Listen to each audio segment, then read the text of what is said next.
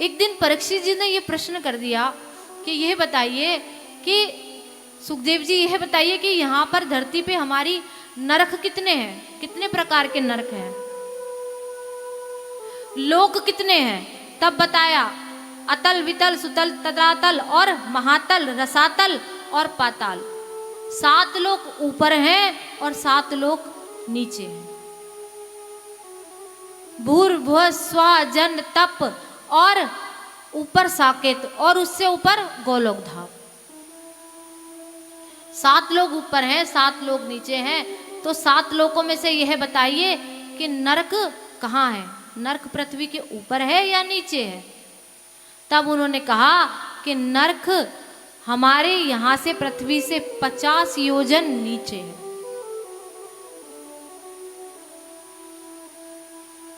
और यह तो बताइए कि ये नरक कितने प्रकार के हैं।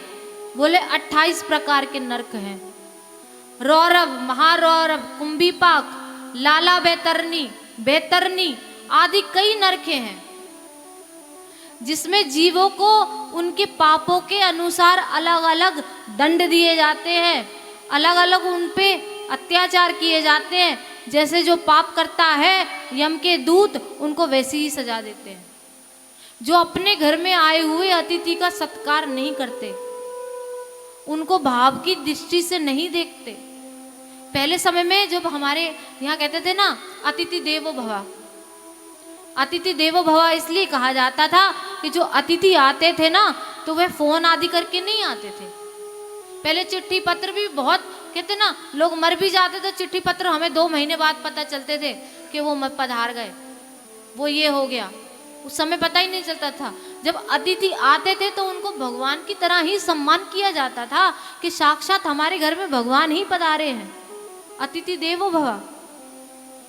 लेकिन आज उनको कहते हैं जो यम के दूत हैं उनकी आंखों को ऐसे नोचते हैं जो आए हुए अतिथि को सम्मान की दृष्टि से नहीं देखते।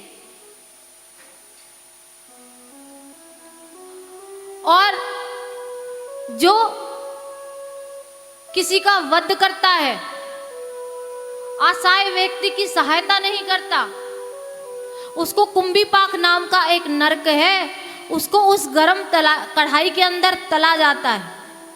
जो मांस भक्षण करता है उसको लोहे के गरम गरम सरिये हैं, उन सरियों पे उसको वो सरिये उसके शरीर से चिपकाए जाते हैं।